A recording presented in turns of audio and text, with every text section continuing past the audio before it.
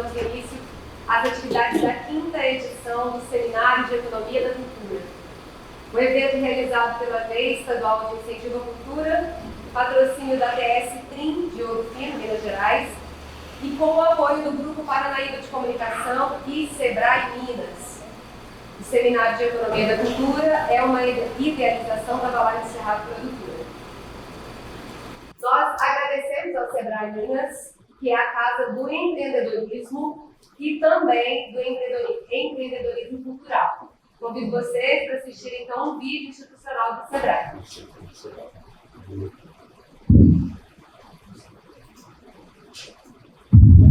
Onde a força do empreendedor brasileiro estiver, tem Sebrae. Ao lado de cada um dos mais de 8 milhões de microempreendedores individuais, apoiando mais de 7 milhões de micro e pequenas empresas e pequenos produtores rurais. Em mais de 1.800 pontos de atendimento, perto de quem precisa, mesmo nos lugares mais distantes de todo o Brasil. O Serviço Brasileiro de Apoio às Micro e Pequenas Empresas faz a diferença no dia a dia de mais de 15 milhões de pequenos negócios e promove o desenvolvimento de toda a nação. Isso porque os pequenos negócios são o Brasil. A força do empreendedor brasileiro que produz e inova, empregando a maioria da população. Com quase 10 milhões de atendimentos, 70 mil palestras, oficinas e seminários por ano, o Sebrae estimula a competitividade dos pequenos negócios e promove a inovação e o acesso a novos mercados de serviços financeiros. Mas a nossa missão não acaba aí. O Sebrae também desperta a força de potenciais empreendedores, ajudando na abertura de novas empresas e trabalhando com instituições de ensino para fomentar a cultura empreendedora entre as próximas gerações. Para completar, o Sebrae trabalha com uma ampla rede de parceiros e desenvolve políticas públicas como a Lei Geral das Micro e Pequenas Empresas, promovendo um ambiente favorável para o empreendedorismo, com menos burocracia e mais oportunidades para todos. É por isso que é reconhecido pela sociedade, porque a construção de um país forte depende de todos. A força de cada pequeno negócio faz o Brasil gigante. Sebrae, a força do empreendedor brasileiro.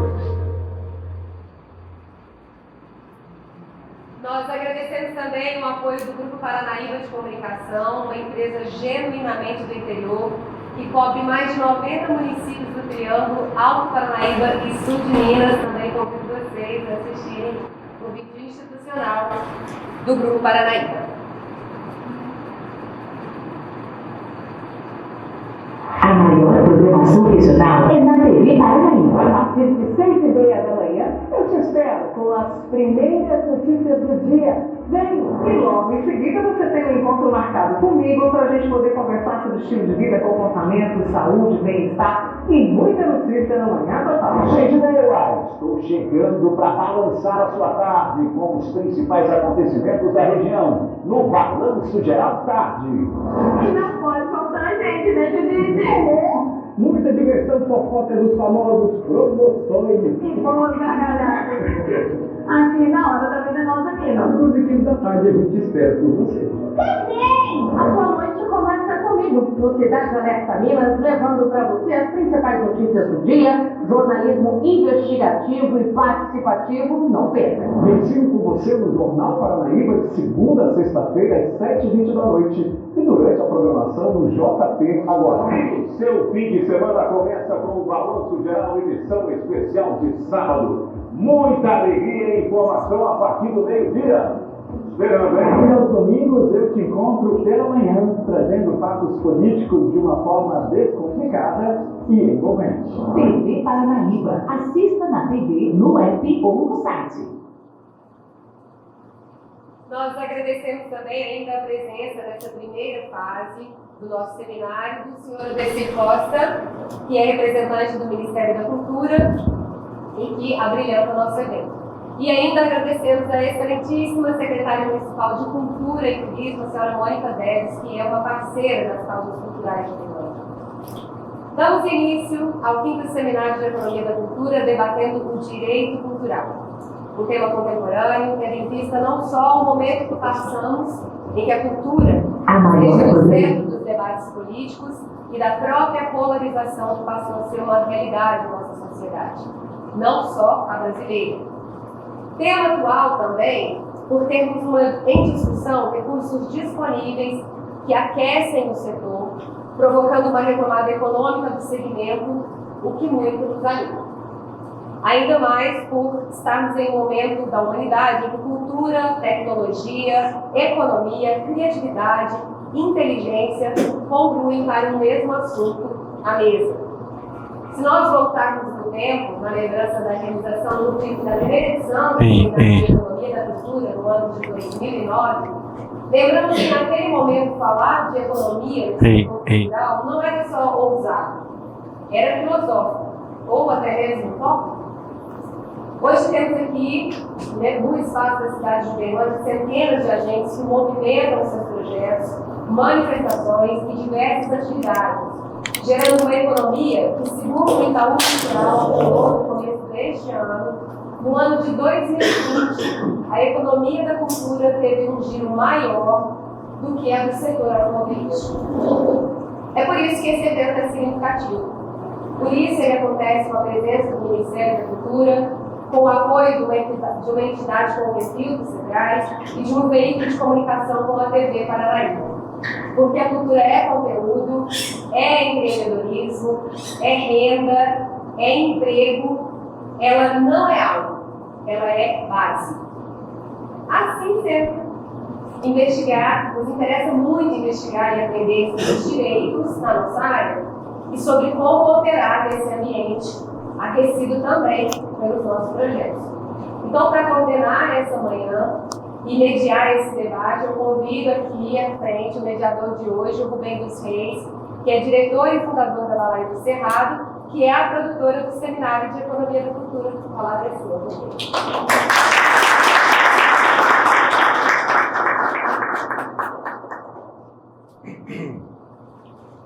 Bom dia. Agradecer a presença de todos, mais uma vez pedir desculpa aí pela causa. Eu estou um pouco emocionado, porque isso aqui quase que não aconteceu. Se aconteceu, é porque teve muita gente que acreditou. Uma semana atrás, quase que a gente cancelou tudo, questão de saúde, enfim. Mas estamos aqui, só me desculpem um pouco. Uma salva de palmas para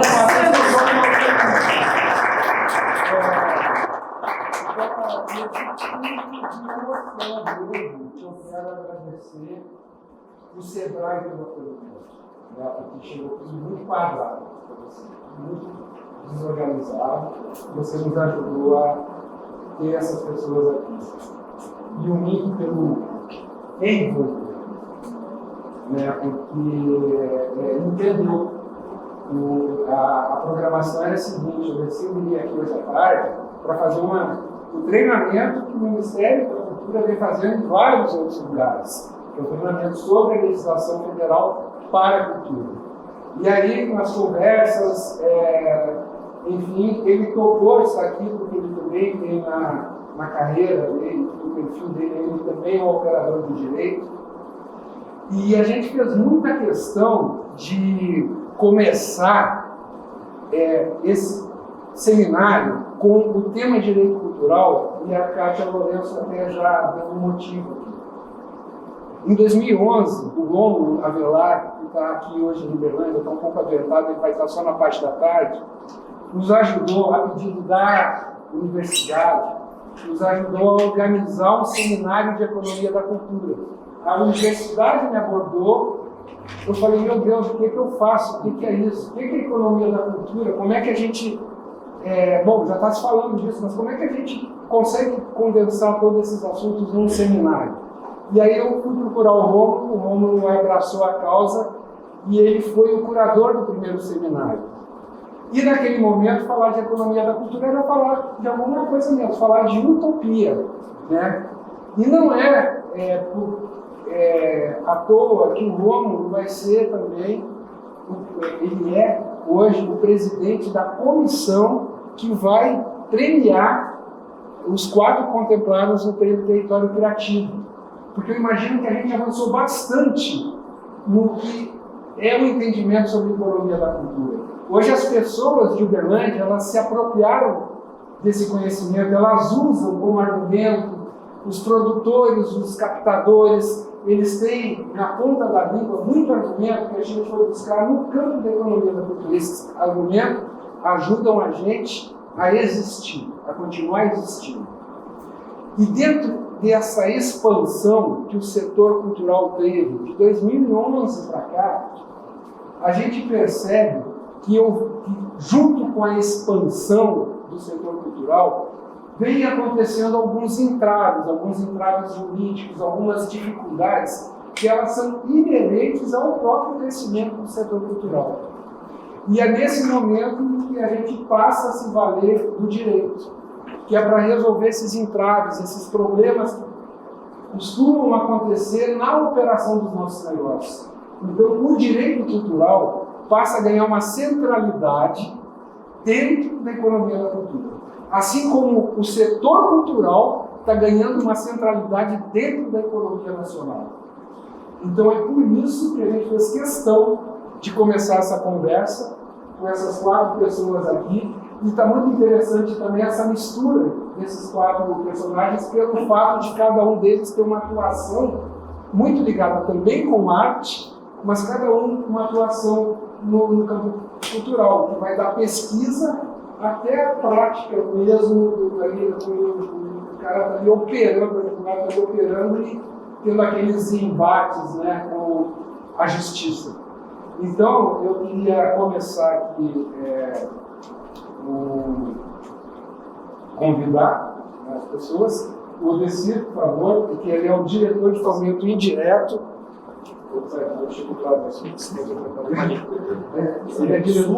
Pode subir aqui, a gente vai sentar aqui, ó, passa as 4 cadeiras, conforme você achar melhor aí. O Odecir é o diretor de fomento indireto da Secretaria de Economia Criativa, né, do Ministério da Cultura. Da Secretaria de Economia Criativa e Fomento. Também a Kátia Bizinoto, né, que é minha companheira de vida, todo mundo sabe. É a atriz cofundadora do Grupo Pontapé, gestora do grupo, né, e também foi a fundadora da Comissão de Cultura da OAB, aqui em Uberlândia. O Danilo Mota, que é um querido nosso na história ali do Grupo Pontapé, também o Danilo tem essa formação, né, é o artista e o pesquisador, e ele transita por esses campos todos aí de pesquisa. E o Marcelo Brito, né, que é uma figura interessantíssima que a gente tem aqui em Uberlândia, é um artista e um advogado, né, e é muito competente nos 2 campos de atuação. Então vamos sentar, gente, eu vou sentar em algum lugar aqui. Senta aqui, tá. Eu não sei se tem como passar as perguntas aí, Paulo, se eu só faço. Então, a gente vai estabelecer uma dinâmica, isso aqui é para ser um bate-papo. É uma conversa, a parte técnica, o Odecir vai trazer hoje à tarde, da legislação. Aqui é uma conversa um pouco mais... Vamos falar, eu gosto muito da palavra utopia, né? Diz que gestão cultural é o uso rigoroso de ferramentas de administração em favor da utopia. Então, gestão cultural, a gente junta as 2 pontas, o prático e a utopia. A gente nunca pode perder a utopia, nós que atuamos no setor cultural. Então, essa conversa é para ser um pouco utópica mesmo, filosófica, e a intenção é essa, que a gente que não é da área do direito perceba, possa entender que hoje a gente, como tempos atrás, a gente não se apropriava, e hoje a gente se apropria do conhecimento que a gente tem sobre o que é a conexão entre economia e cultura, a gente também precisa se apropriar desse outro conhecimento, da conexão entre o direito e a cultura. E aí a gente preparou 3 perguntinhas provocadoras e que cada um de vocês pode discorrer sobre o assunto como se sentir mais confortável, certo? Então, aí ó, a primeira, que está aqui é o seguinte: como vocês observam a evolução dos direitos culturais no Brasil e se vocês enxergam possibilidades de um direito cultural se tornar um ramo autônomo da área do direito, assim, o direito civil, o direito de família, se o direito cultural existe perspectiva a esse ponto, que o direito cultural é viável, né? O direito cultural se tornar um ramo autônomo do direito. A segunda pergunta: o atual regramento jurídico da cultura está adequado para o momento em que vive a sociedade?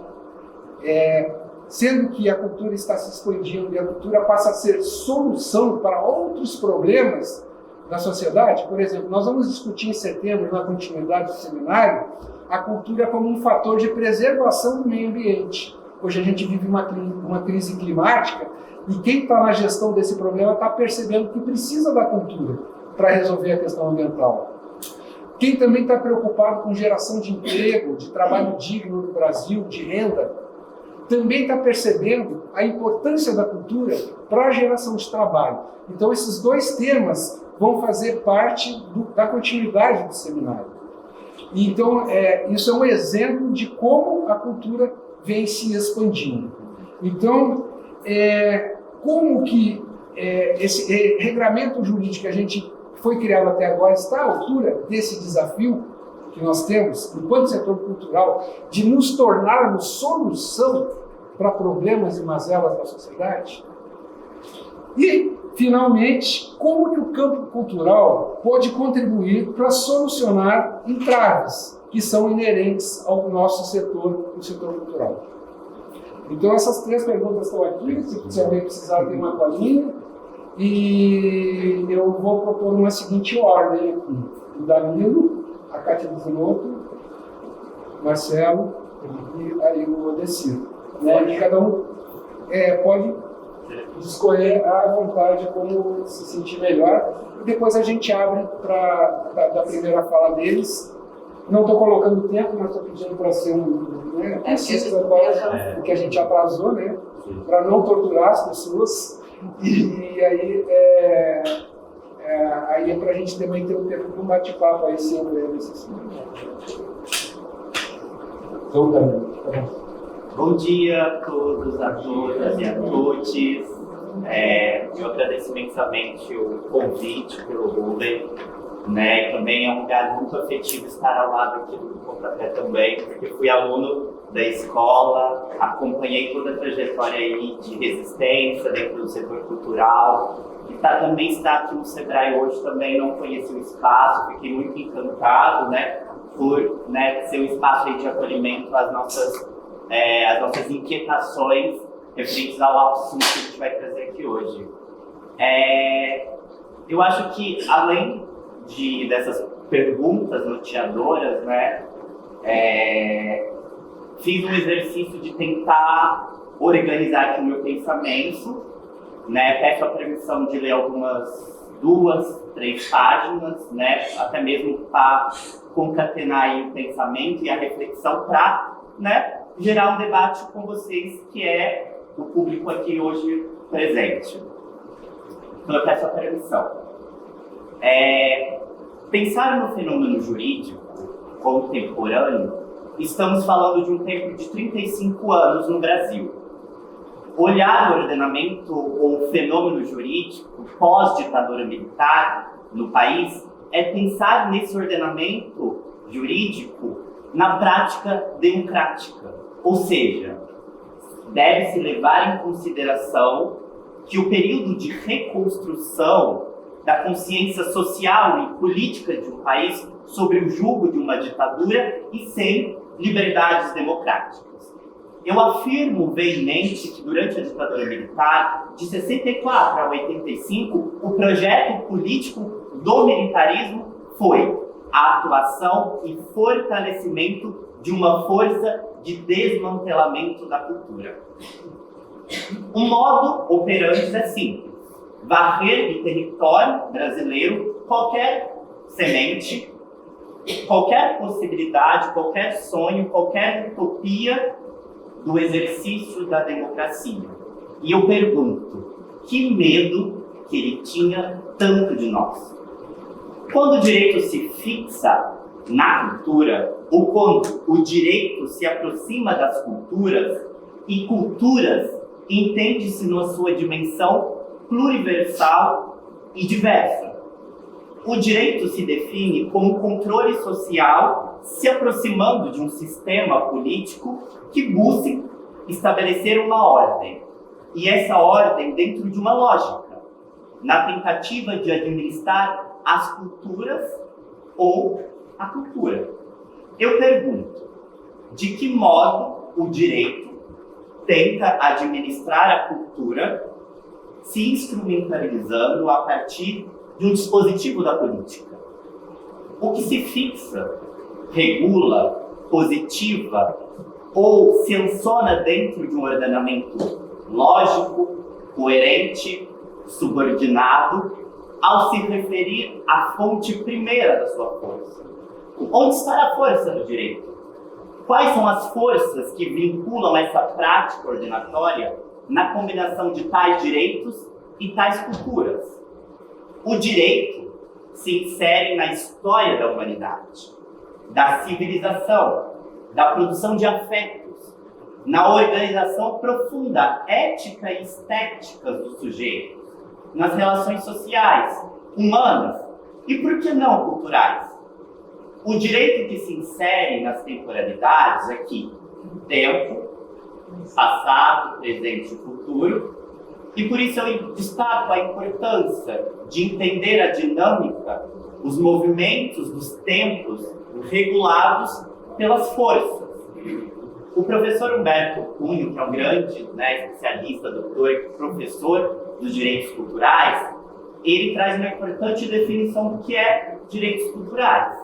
Ele aponta: os direitos culturais são aqueles afetos às artes, à memória coletiva, ao fluxo de saberes, que asseguram seus titulares o conhecimento e o uso do passado, a interferência ativa no presente e a possibilidade de previsão e decisão de opções referentes ao futuro, visando sempre a dignidade da pessoa humana. Eu destaco essas três dimensões apontadas por Cunha: o uso do passado, a interferência ativa no presente e a precisão e decisão de opções referentes ao futuro.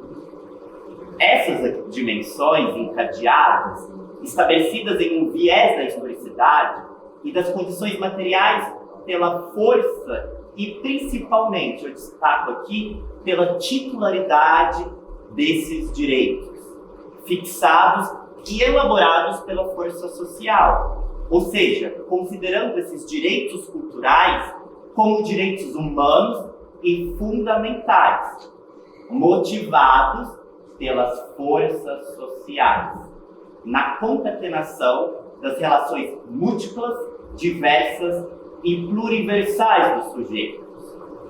Abre aspas. Há que se pensar em direitos culturais e não mais em direito à cultura. Por fim, eu gostaria de trazer um outro aspecto no debate que me faz refletir a partir das perguntas lançadas pelo Rubem, a partir desses elementos. E aí eu aciono o pensamento do Teixeira. Teixeira Coelho, que também é um grande pesquisador, ao adotar o entendimento de um conjunto de práticas culturais de um país na perspectiva teórica, conceitual, que se define como política cultural. Para Coelho, a política cultural seria um programa de intervenções. Então, chamo a atenção aqui vocês rapidamente para vocês prestarem atenção nessa situação.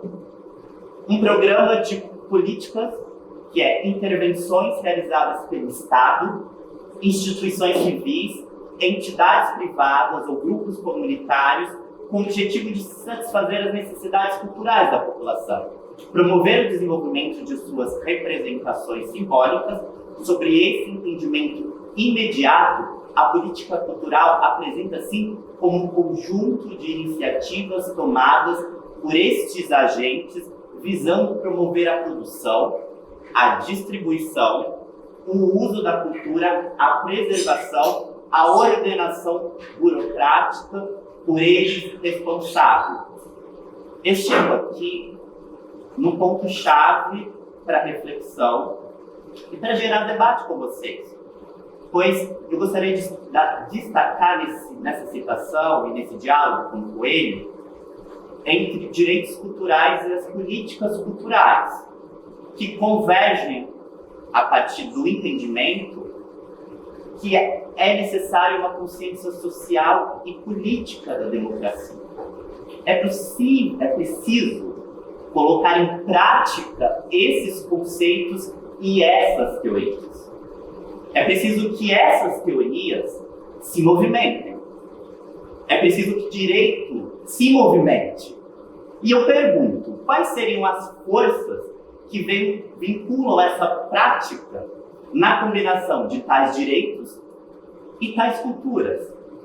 E quais são as iniciativas tomadas por esses agentes ao legislar sobre os mecanismos sociais das forças que asseguram com profundidade o aspecto da vida humana? Eu finalizo com essa afirmação: os direitos culturais representam um aspecto da vida. E o que significa a vida?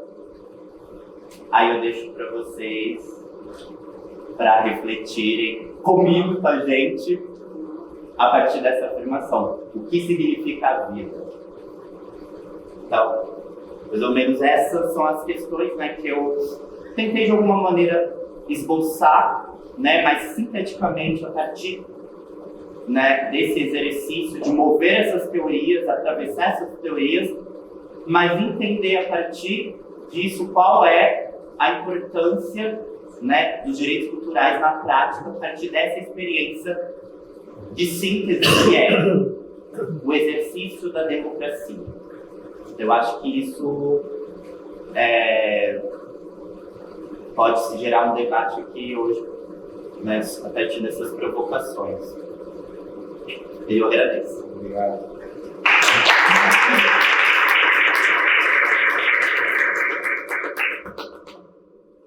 Isso aí falar depois? Tô pensando que a vida eu vou passar minha palavra. Pode responder, adoro. Bom, gente, bom dia a todos, todas. Quero agradecer também o convite do Rubem, chorando junto com ele, porque a gente, né, como ele sabe, nós do grupo também sabemos a luta que é para realizar e para executar, para desenvolver, para sair da cabeça e para pôr no papel e para pôr em prática um projeto como esse, né? E há quanto tempo isso vem acontecendo. Então, agradecer também os colegas aqui de mesa, de debate, e dizer que eu confesso que eu estou emocionada, porque quando eu comecei a fazer teatro, fazer cultura, eu não pensava que eu ia sentar na mesma mesa que o diretor do Fomento à Cultura. Isso é muito importante, depois, inclusive, de que o Ministério da Cultura voltou, né?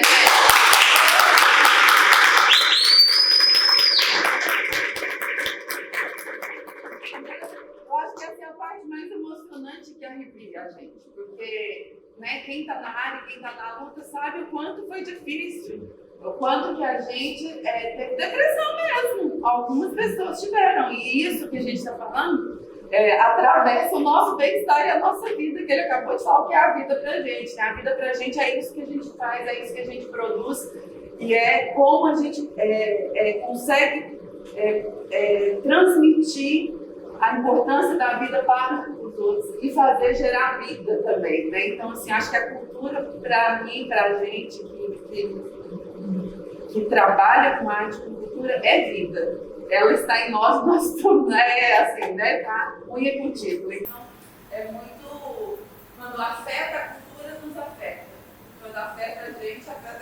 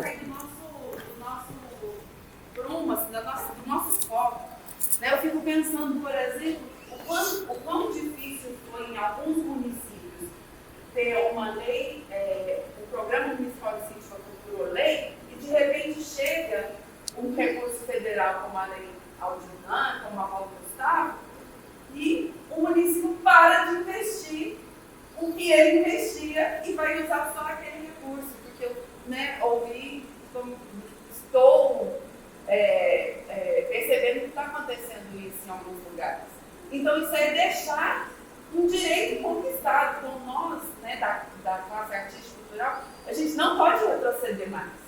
A gente teve um retrocesso. Quer dizer, né? É isso, vai e volta. A gente sabe que é um pêndulo também, né? Tanto a política como o direito, mas assim, a gente não pode deixar certas conquistas que a gente já teve se perderem. A interpretação da norma, né? Porque tá lá, o ISS, olha com a história do ISS, que né, já conhece aqui, a Marisa é captadora do grupo e a Raquel também está na lida da política cultural da universidade, além de outras pessoas, mas a gente teve uma questão aqui de legislação que as empresas com a menos de 2, que recolhe a alíquota do ISS até 2%, não podem patrocinar os projetos culturais por causa de uma legislação federal que, na verdade, não quer dizer isso. Ela quer dizer contra a guerra fiscal. O que ela fala é para não ter guerra, não tem nada a ver com cultura. E aí a gente então cai na questão política da interpretação da norma, por conveniência ou oportunidade. Então acho que é isso aí que a gente, para evoluir mais, a gente precisa estar mais conectado com essas questões e enfrentá-las, porque às vezes a gente também, agentes culturais, tem medo de enfrentar algumas questões. Se está adequado no momento, acho que eu já falei do regramento, acho que é isso, né? Vai aprimorando, vai criar com essas questões novas, agora vão criar novas necessidades, né, de análise do regramento. E como o campo dos direitos culturais pode contribuir para se ele está alinhado com a questão da sociedade atual, né?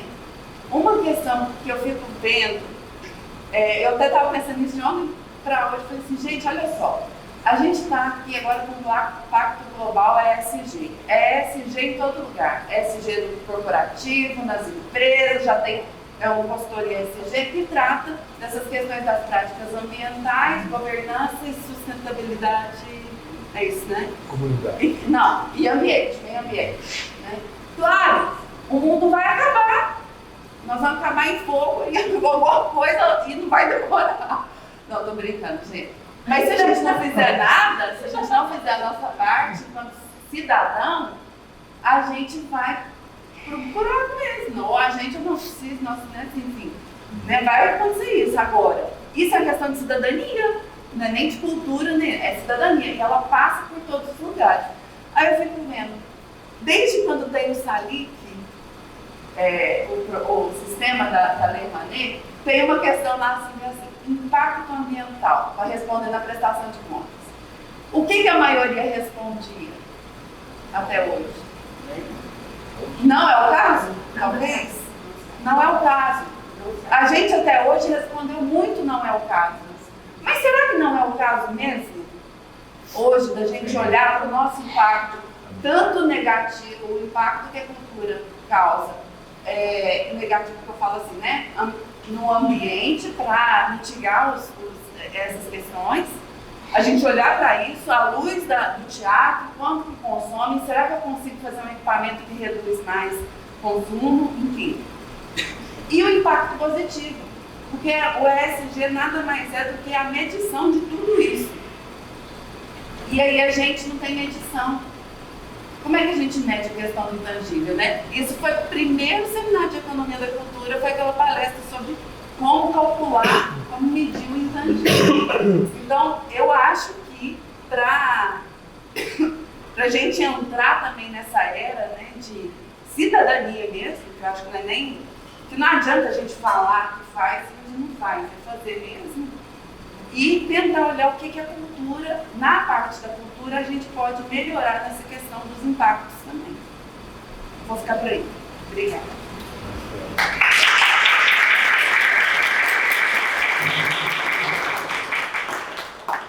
Bem, gente, é minha vez agora. Eu vou levantar daqui, porque eu estou com medo de cair. Depois eu vou usar a apocalíptica da minha amiga aqui. Com licença. Então, agradeço a oportunidade de estar aqui com vocês. Fui artista há 30 anos atrás, já fiz parte do grupo Boxe, alguns conhecem aqui, né? Não estou falando idade, não. Mas 30 anos isso. E nós estamos num seminário sobre economia de cultura. Lá, com 23 anos, eu optei em ser advogado porque não dava para ser bailarino naquela idade lá, né? E a primeira pergunta, nós temos hoje legislação a respeito do assunto? Temos. Dá para viver de cultura? Acredito que sim, porque nós já vimos aqui que é algo muito tangível, né? Se você é global, então, aí, né, o teatro é cheio, mesmo que não seja com muita qualidade. Eu já vi global fazendo, né? Eu queria meu ingresso de volta, mas, né? E já vi gente fazendo, nossa, aqui fazendo coisa muito boa com teatro pela metade, vamos dizer assim. Certo? Então, respondendo a nossa primeira pergunta aqui, né? Qual o seu objetivo? Uma vez eu fiz um stand-up, fizeram uma homenagem com uma professora na faculdade que eu dava aula, todo mundo fez alguma coisa e não me falaram nada. E eu falei, vai pegar mal, né? Porque ela vai achar que eu não quero homenageá-la, né? Fui fazer um stand-up e quase deu certo. Mudar de profissão. Então, as provocações. Como vocês observam a evolução dos direitos culturais no Brasil e se vê a possibilidade de ele se tornar um ramo autônomo do direito? Isso seria viável? Olha, como a Kátia disse aqui, nós temos leis demais, muitas leis. Fora os regramentos, portarias, instruções normativas e tudo mais, que nós temos que acompanhar a evolução e o acordo que está sendo feito entre você e o projeto cultural, aquele que foi oferecido, inclusive, na lei de licitações. O próprio edital é uma regra. Tem coisa demais, certo? Então, nós temos aí que, na verdade, tornar essas leis conhecidas. Então, por exemplo, a Lei 8.666, com as suas modificações, que veio agora várias recentes, que a lei de licitações, ela fala que você não precisa participar de licitação se você tem sua produção reconhecidamente muito relevante em virtude da crítica científica, técnica ou então de conhecimento público. Por exemplo, se eu vou contratei Oscar Niemeyer para fazer o teatro municipal. Alguém aqui duvida do conhecimento, do talento que é Oscar Niemeyer? Acredito que não. Então eu não preciso participar de licitação. Agora nós, artistas, que estamos aqui na vida, no dia a dia, nós temos que participar se a gente não tem esse reconhecimento, que é um termo muito indeterminado. Certo? Eu posso, alguém que conhece Flávio Fiore? Todo mundo! Se ele fizer uma produção, a Prefeitura Municipal de Berlândia pode contratá-lo para fazer uma produção? Pode? Não sei, né? Por quê? Não sei se esse termo vai adequar ao Flávio. Certo? Não sei. Então, eu fico meio perdido se é possível, se não é possível. Então, quando você leva isso para o direito, lá para o juiz, para ele julgar essa situação, é muito indeterminado também. Se eu pego um juiz que conhece o Flávio Fiore, ele vai dar ganho de causa. Se ele não conhece o Flávio Fiore, ele vai falar assim, quem é esse cara? Entendeu? Essa é a nossa dificuldade dentro do direito de mexer com o plano cultural. E nós vemos também uma pequena parte do judiciário que se incomoda com a parte cultural. Certo? Nós temos essa dificuldade também, porque cultura é algo que ainda, de certa forma, vamos dizer assim, é elitizado, no sentido de frequentar teatros, frequentar musicais. Agora, se você patrocinar situações como o carnaval, certo? Que é cultura, que é popular, isso para ele não é cultura. Não é cultura. Pega até um gancho para vocês aqui, que a doutora disse aqui, sobre direito ambiental. Você falar sobre o impacto ambiental. A gente sempre vê impacto ambiental natural, que é rios, som, que é a parte de ar, mas o meio ambiente cultural que está previsto na Constituição, ele está relacionado a 4 situações. Nós temos o meio ambiente cultural, ou melhor, natural, que é esse que a gente vê, que é o impacto, que vai o ar, né, a energia, assim por diante, proteção de florestas, assim por diante. Nós temos o impacto, o meio ambiente natural do trabalho, que diz respeito à sua insalubridade, postura, pressão, calor, que ocorre dentro do trabalho. Nós temos o meio ambiente artificial, que diz respeito à nossa cidade, o plano diretor, as avenidas, os bairros, os equipamentos administrativos, que é um hospital, uma escola, e temos o meio ambiente cultural. Poucas pessoas têm conhecimento, por exemplo, que a Congada, que eu conheci como Congado, é tombado pelo patrimônio histórico cultural de Uberlândia. Ou seja, é meio ambiente, é onde eu vivo, onde eu estou. Isso é uma forma de preservação de cultura, que é o tombamento de casas, tombamento tem um procedimento todo de fazer, como inscrição no livro do tombo e assim por diante. Então, esses fatos não levam ao nosso conhecimento muitas vezes, que é uma situação jurídica.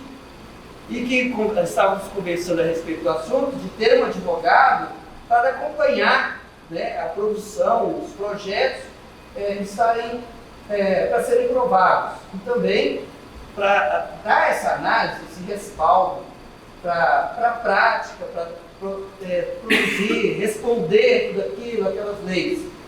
Mas então não deixaria de ser também mais uma coisa para onerar a planilha de custos daquele projeto, assim por diante, né? Mas, enfim, seria muito produtivo, seria bastante oportuno que se contratasse um bom advogado para essas situações, certo? Então, o impacto ambiental, por exemplo, eu vou construir um shopping, eu tenho que fazer um estudo de impacto ambiental, porque eu vou mexer em toda aquela estrutura do bairro que o shopping está sendo construído, por exemplo, trânsito, por exemplo, fluxo de energia elétrica, por exemplo, esgoto, tudo isso vai ser modificado. Eu tenho conhecimento, fui professor de direito público, dentro da área do direito público, direito ambiental, em que um shopping center de São Paulo não teve a construção autorizada, porque ele não trouxe esse impacto ambiental de vizinhança. Certo? Então, por quê? Eles autorizaram a construção do shopping desde que se fizesse um viaduto para fazer o tráfego, né? Por conta do shopping, o tráfego seria melhorado a partir dessa situação. Enfim, nós poderíamos ter aqui uma aula de direito ambiental sobre esse assunto. Qual que é o impacto ambiental que você vai provocar, por exemplo, culturalmente dizendo, dentro daquela comunidade que você está trazendo.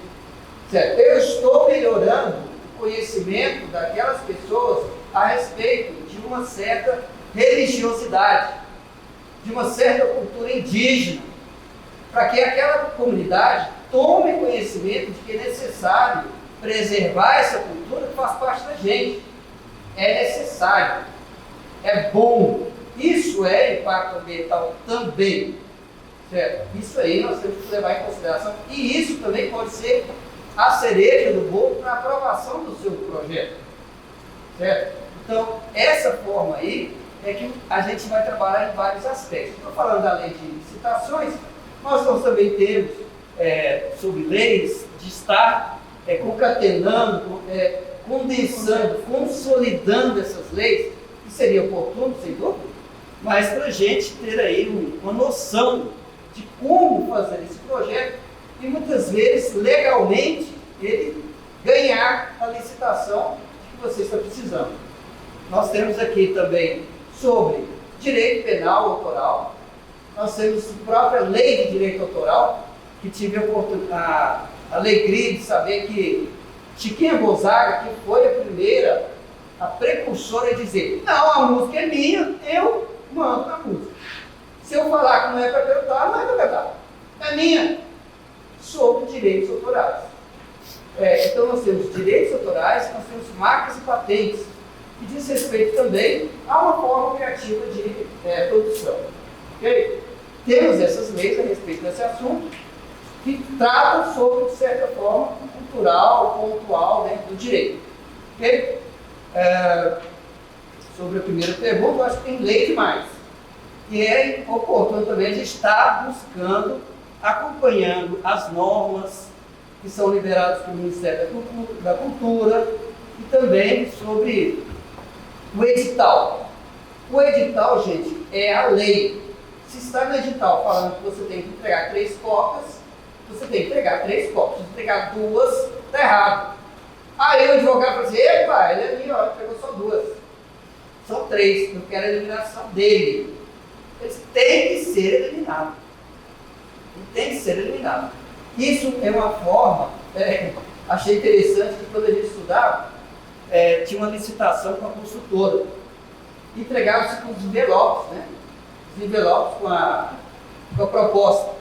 Aí, todo mundo chegou e tal, o advogado colocou a proposta em cima da mesa. Aí, ele distraiu, o telefone tocou, ele virou assim, quando olhou, cadê a proposta? O concorrente fez assim, toda a janela. A proposta dele. Eu disse, mas eu trouxe. Eu vi. Certo? Ele deu conta? Não, porque tinha que entregar naquela hora.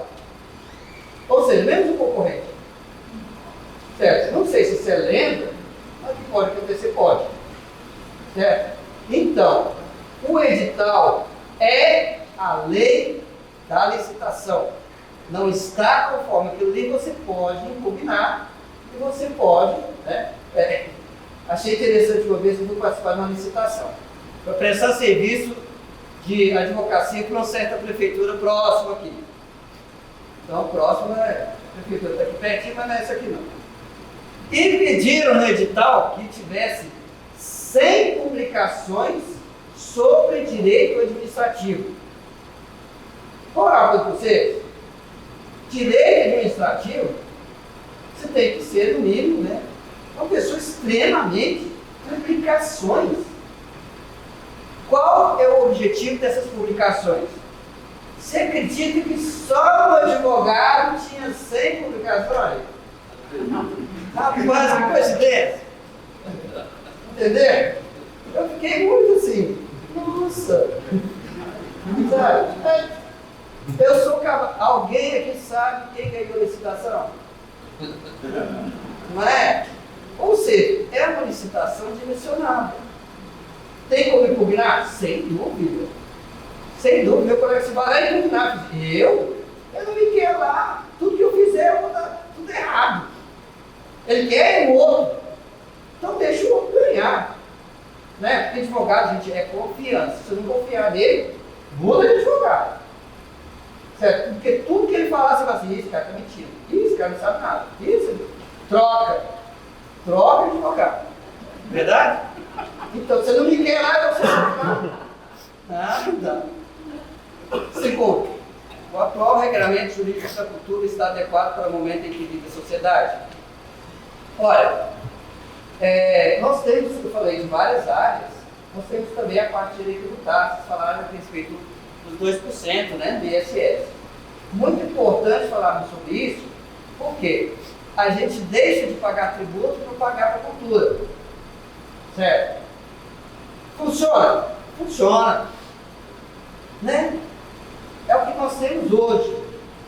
E nós temos uma dificuldade muito grande de acharmos pessoas que realmente pagam aquilo que realmente devem para o tributo. Por quê? A gente vê, nós não temos que ser hipócritas aqui, que grande parte das empresas deixam de recolher tributos.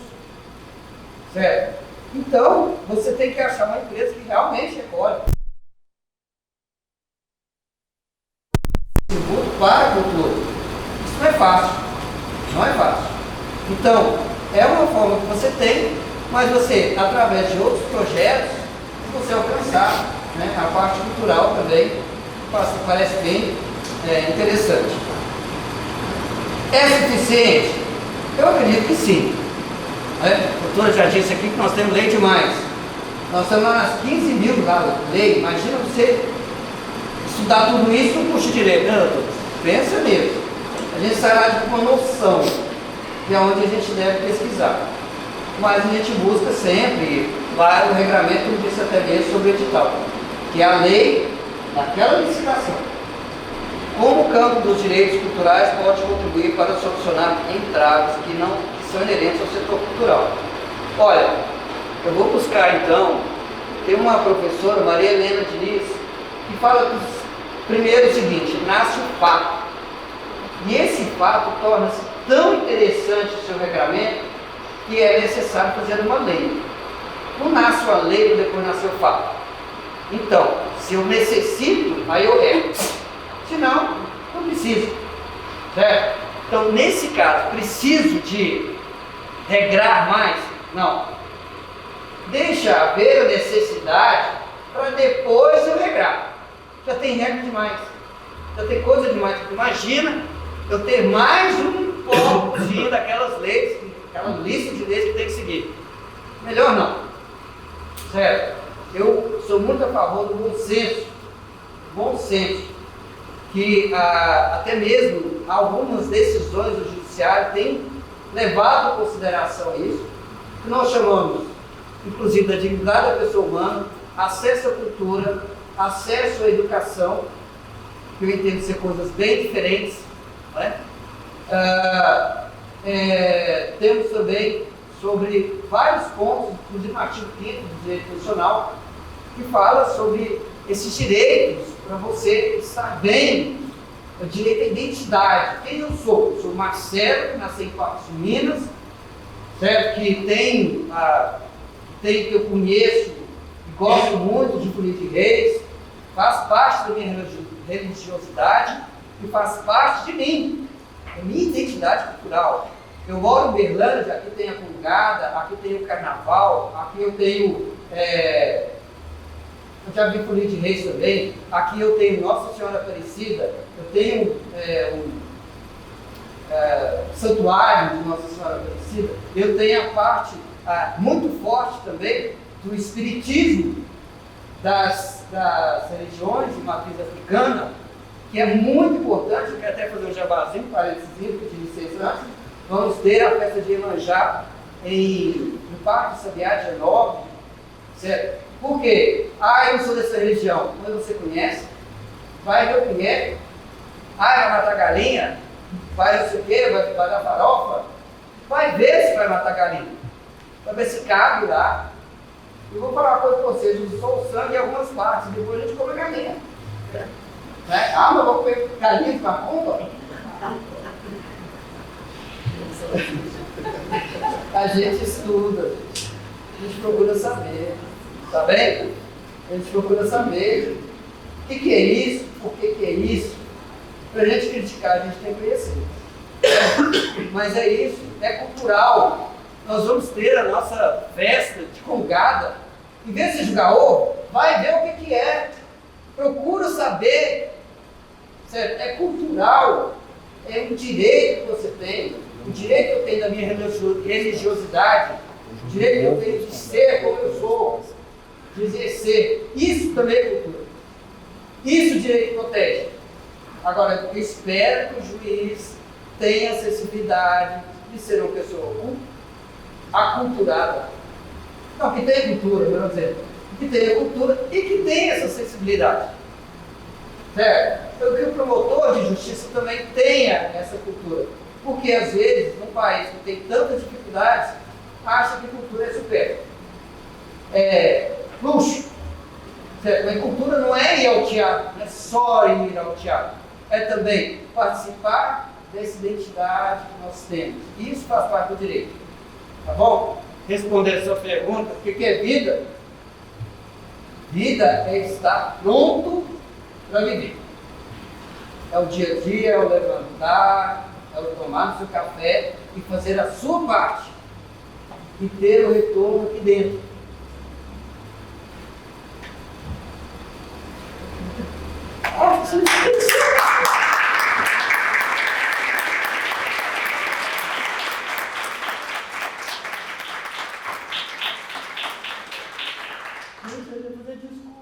transformamos tudo. Aí eu dava o texto pro colega ler, porque eu não dava conta, eu ia chorar. Somos dois chorões. Valeu.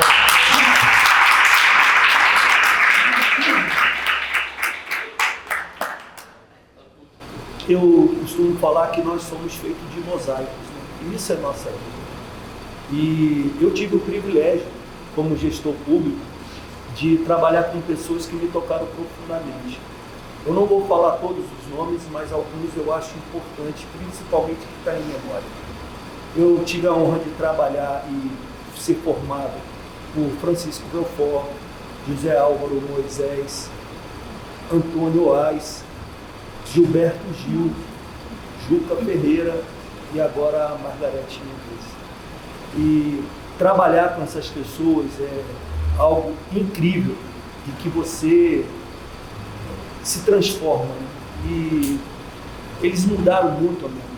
Eu comecei na engenharia de TI, passei um pouco pela sociologia, depois fui me especializar em patrimônio e cheguei no final ao direito, né? Porque eu precisava entender essa complexidade. E essas pessoas, elas profundamente mexeram com o que eu sou hoje. E o que eu estou vendo aqui hoje é exatamente isso. Porque essa oportunidade de estar aqui com vocês só foi possível, não foi porque o Ministério da Cultura chegou, porque esses dois aqui perseguiram. Eles chegaram até em Brasília. E eu olhei e de pé que ele falasse um pouco. E eu acho que isso que é a grandeza, é esse poder de transformação de si. E eles me transformaram também de alguma forma.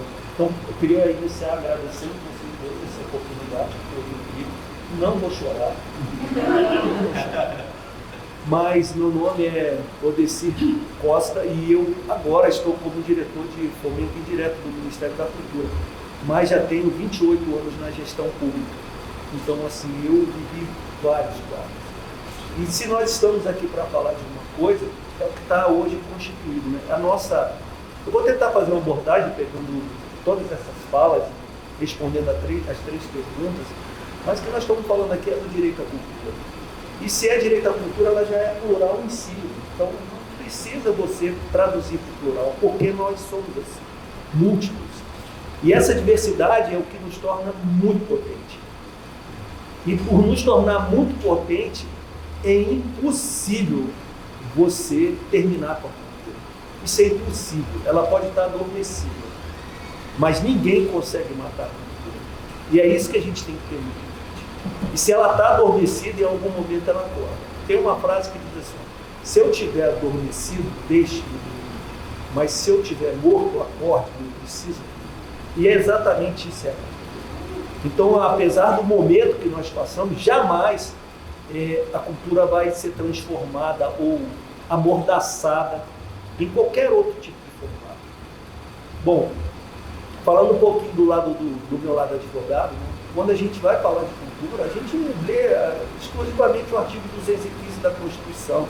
É garantir a todos o direito pleno ao exercício dos direitos culturais. Está lá, está muito.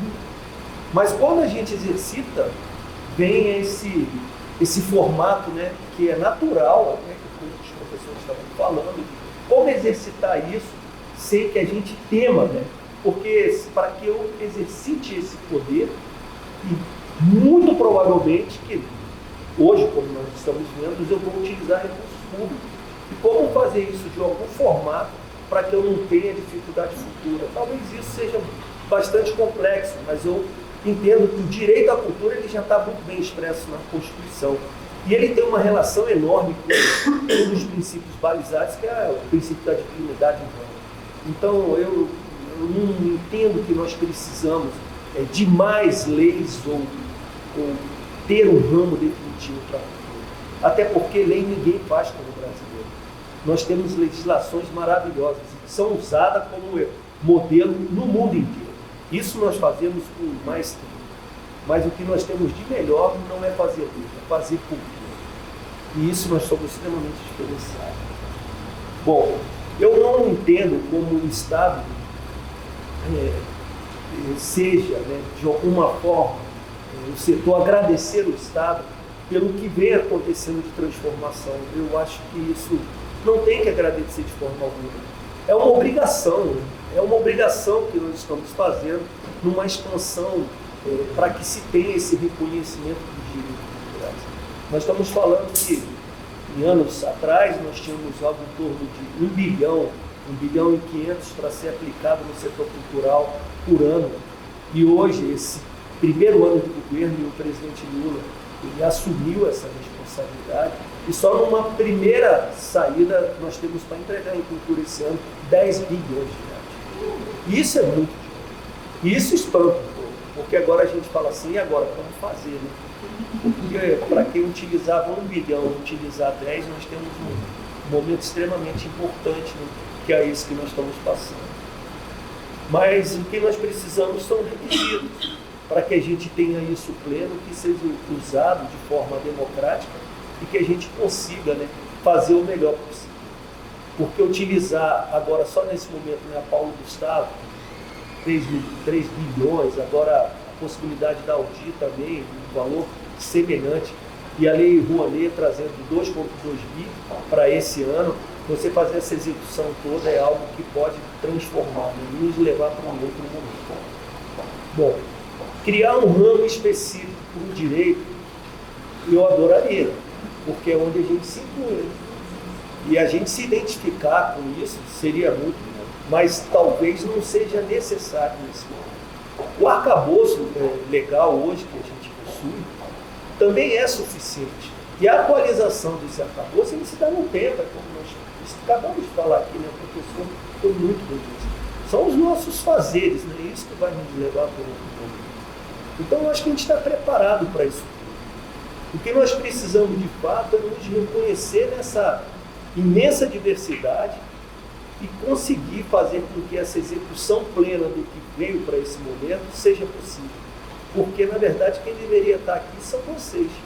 Porque nós instrumentalizamos e ajudamos vocês a operarem o setor. Mas quem faz, de fato, transformação no ser são vocês. É a arte e a cultura. E vocês são imensos nisso. Então vocês têm um papel fundamental nesse momento, que é transformar. É fazer com que isso flua num formato que daqui a alguns anos a gente entenda que essa transformação do ser esteja muito evidente, para que a gente não venha sofrer momentos como nós passamos há pouco tempo atrás. Então, eu não acredito que a gente precisa fazer uma transformação na legislação de uma forma tão potente nesse momento, porque nós temos legislações suficientes para isso. O direito à cultura, ele está garantido na Carta Magna, então também para mim é uma coisa que nós podemos aprofundar, mas não é um requisito. E a dignidade humana já está ali se expressando de uma forma toda. Então, eu acredito que na área legal, do arcabouço legal, inclusive com as legislações infra, nós estamos muito bem atendidos. Claro que legislação sempre pode melhorar, e ela muda, ela melhora com a nossa transformação em si, né? A materialização do que nós vivemos que está expressa na legislação dos limites. Então, quanto a isso, eu não vejo uma necessidade de se mudar ou criar um ramo específico, apesar de entender que poderia. Agora, eu vejo que alguns ramos deveriam estar perto, e eu também sou da Comissão de Cultura da OAB de Brasília, e eu vejo um pouco de distância. A Comissão de Cultura, ela em Brasília se expressa como Comissão de Cultura, Esporte e Lazer. E do outro lado está lá o direito autoral e propriedade intelectual. Eu entendo como isso não se aproxima para que a gente tenha um formato mais dedicado ao eixo cultural. Então, se aproximar a Comissão de Cultura, Direito Autoral e Propriedade Intelectual, eu acho que ela é mais dinâmica. E se a gente olhar para isso, é como se espelha o Ministério. O Ministério tem as suas secretarias finalistas, e entre elas está que promove a arte e a cultura, o direito autoral e a propriedade intelectual.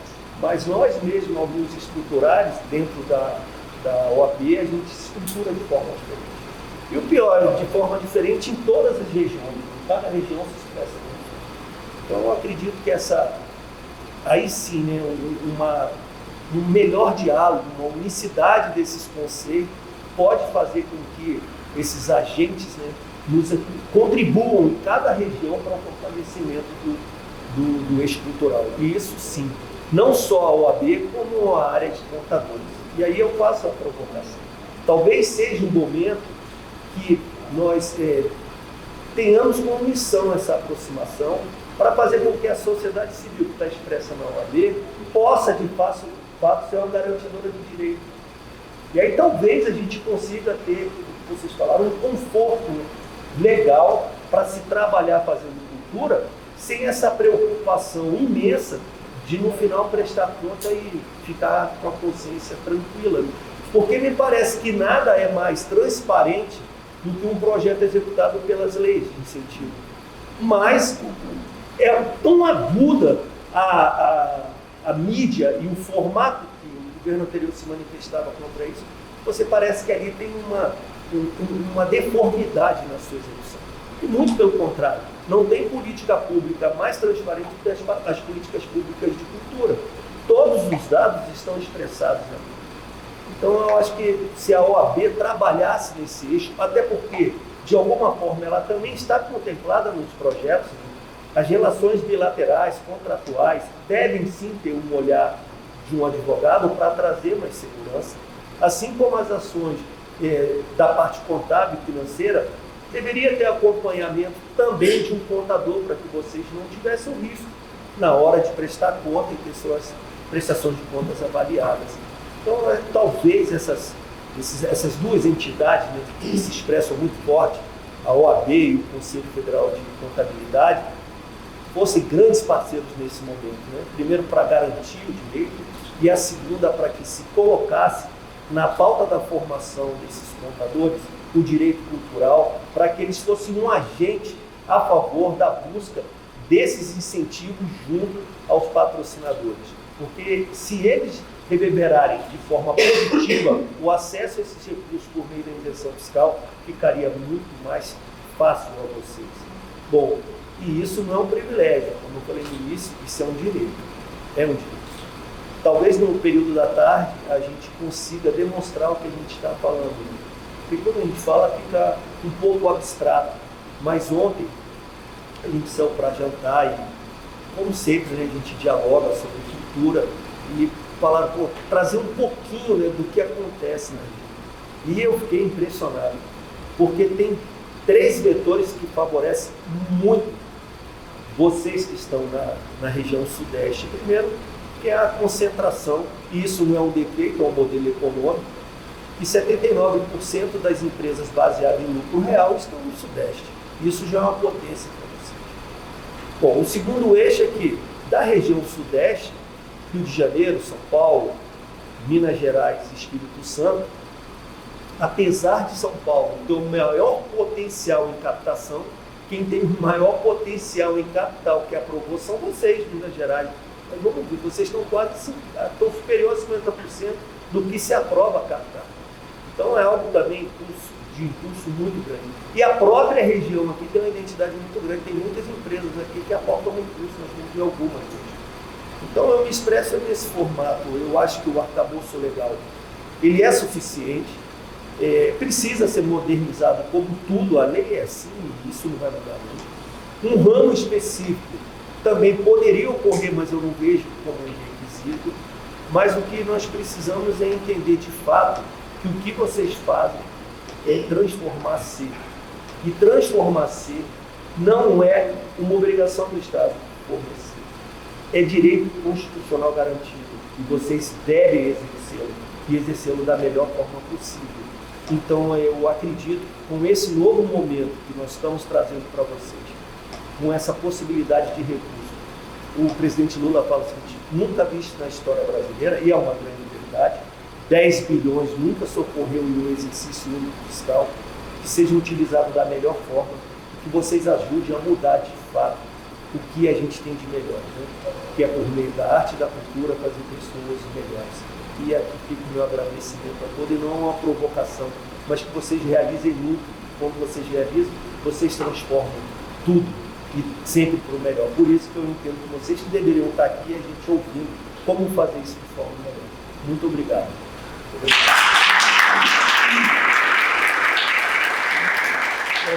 Então deu uma pegadinha, que todo mundo sabia do tema mesmo. Mas você era para fechar mesmo. Imagina. Virou uma ração.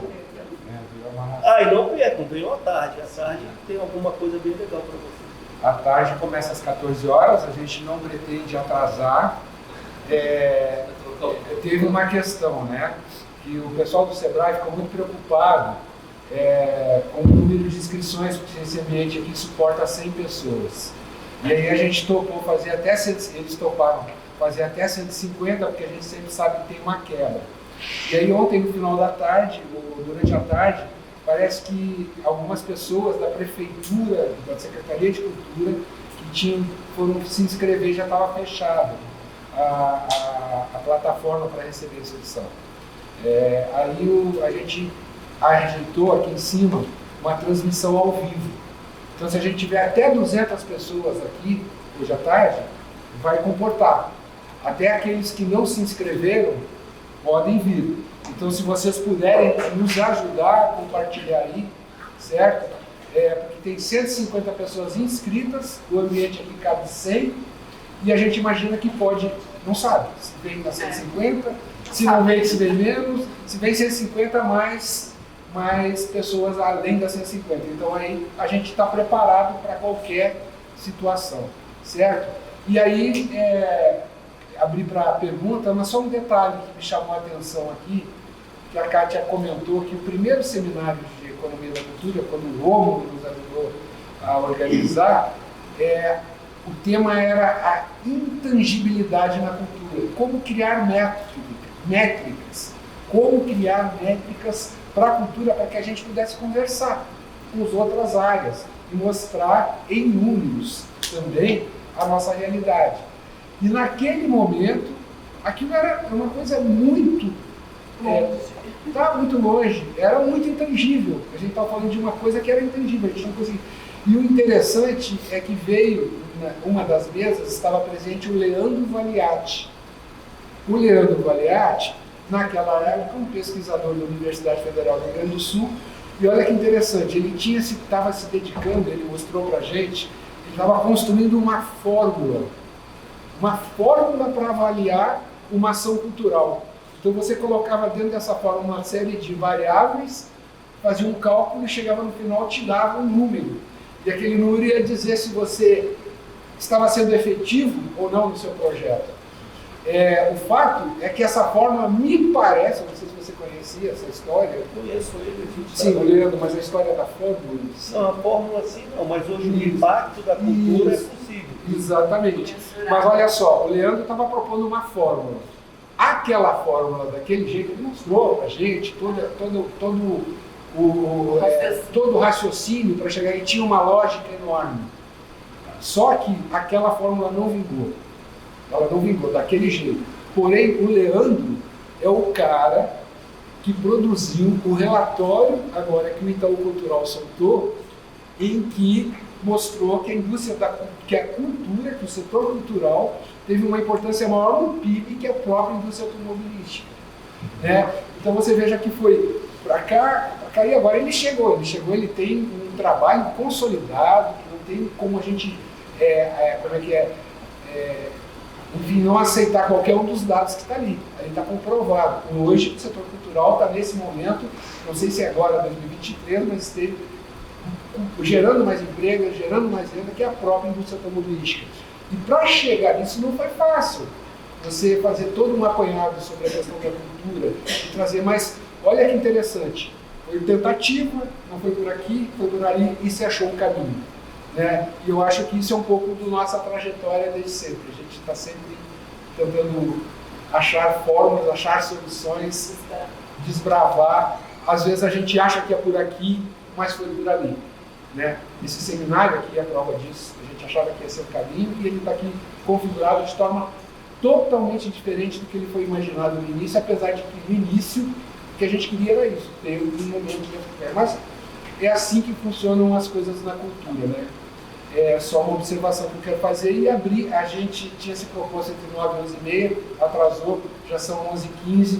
Gostaria de ainda liberar todo mundo para as 11h30 para dar tempo de voltar até às 14h, que a gente não vai atrasar, mas está aberto para conversa, a gente pode talvez estender uns 10 minutos aí das 12h20, se alguém quiser, Oswaldo, mais alguém, só para saber quantos são, para a gente ter uma ordem de grandeza.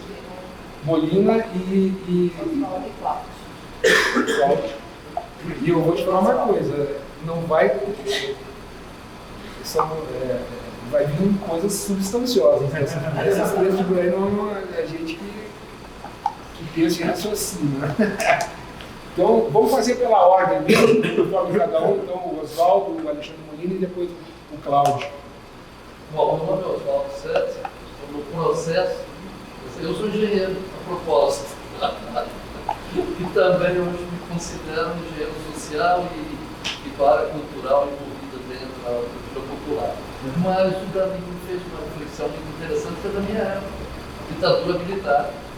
E na época da repressão da ditadura militar, eu acho que foi a época mais rica na luta da cultura para se permanecer.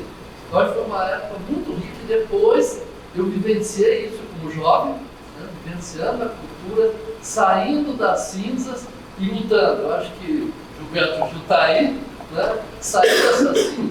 Depois eu acho que a cultura cresceu, estabilizou e aí entrou, eu acho que a zona de conforto. A cultura entrou na zona de conforto. Então a reflexão que eu proponho é que a nossa zona de conforto foi tirada, o tapetão foi puxado nos anos anteriores agora. Então acho que o momento é oportuno para a gente reviver a luta que foi uma ditadura militar para a cultura da criança. Então acho que vivemos momentos excepcionais para estabelecer, talvez não um regulamento novo, mas evitar que no futuro aconteça o que aconteceu anos atrás. Porque nós percebemos que nossa zona de conforto acabou e que a cultura estava muito vulnerável às mazelas da gestão.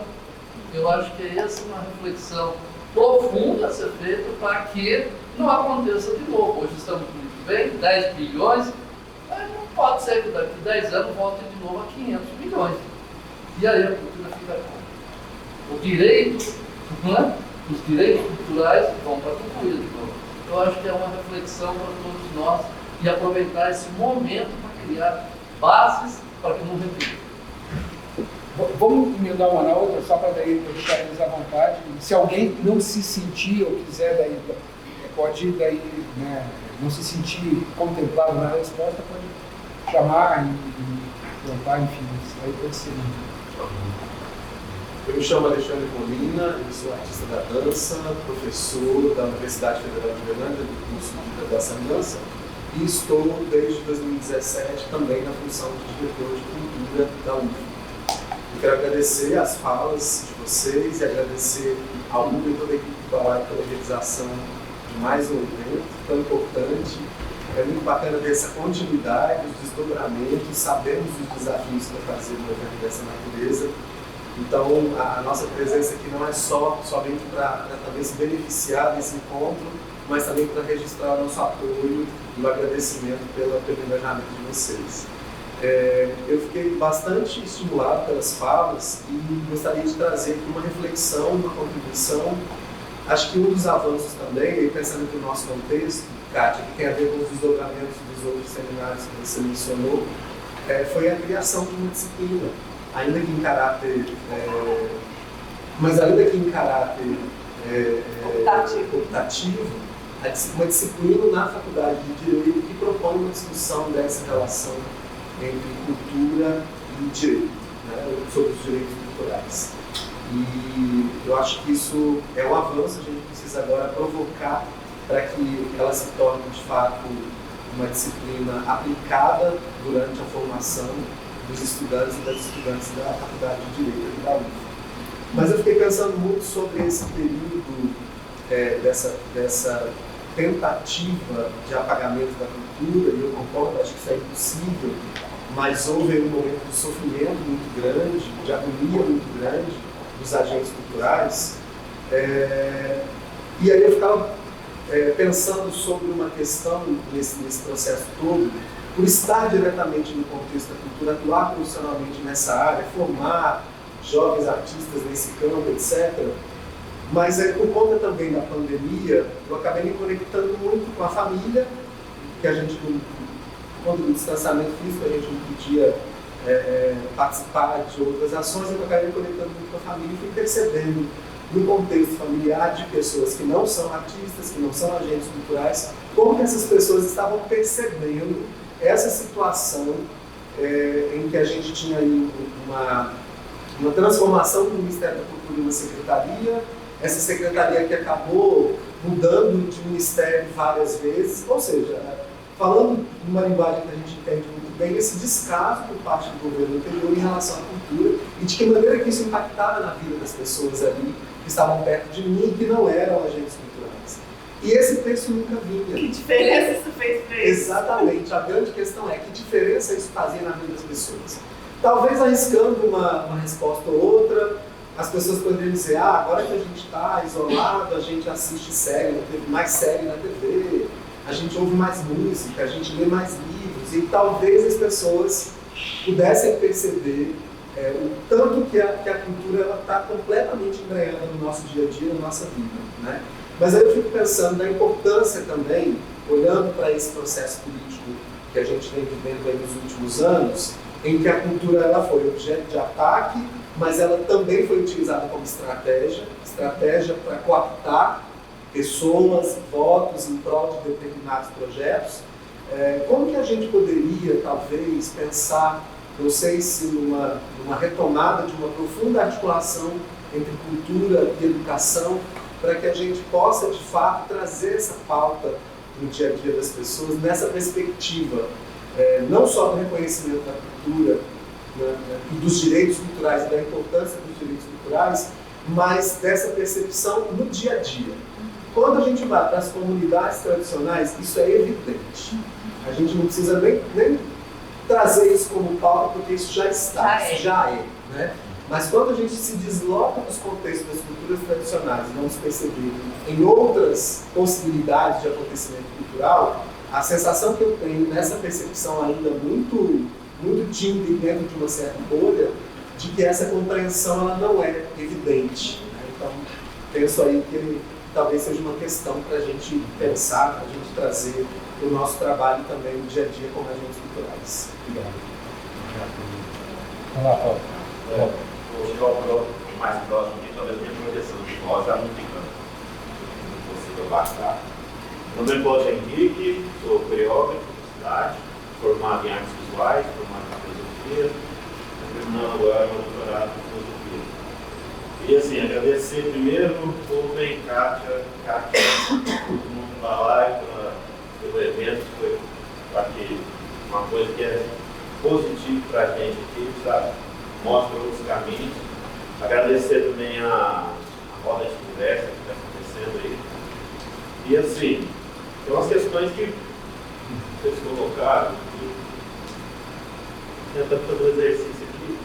Tem um conceito que é a possibilidade de dupla face. Que é uma filósofa chamada Ana Harvey.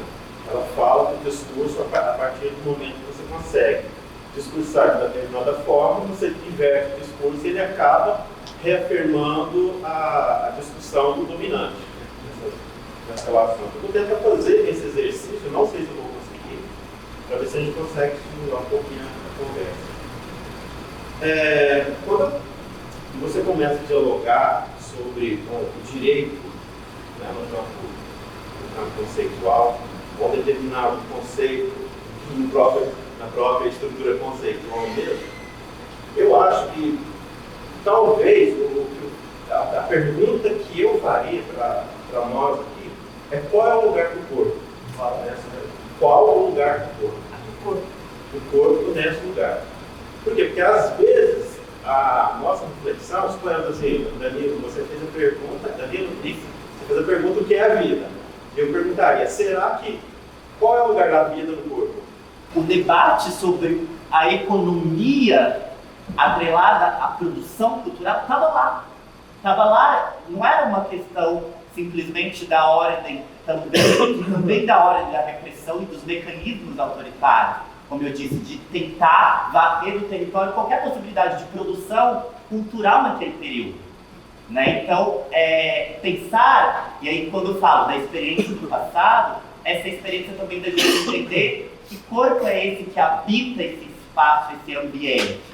Concordo, porque isso faz com que a gente saia dessa zona da ignorância. Mesmo que a ignorância também seja uma matéria-prima para a transformação. Né? Então eu acho que pensar nisso, dentro do que Molina disse, dessa discussão pedagógica, é importante a gente tomar essas iniciativas. Quais são as nossas iniciativas? E cada um no seu departamento, seja na OAB, seja no Ministério da Cultura, seja no exercício da advocacia. Então, quais são as nossas iniciativas tomadas? E a gente abre esse espaço para discussão e para debate, né?